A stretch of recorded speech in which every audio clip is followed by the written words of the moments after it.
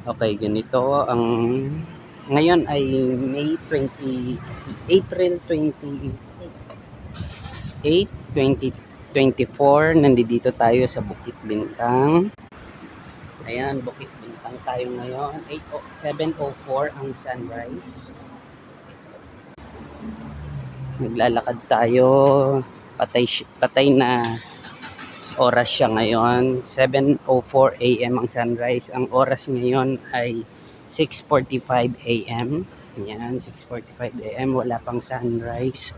Pero right now, maraming clouds. Dito ay, ano ba yun? Left hand o right hand driving. Papunta kami ngayon sa KL Central, papuntang Ginting.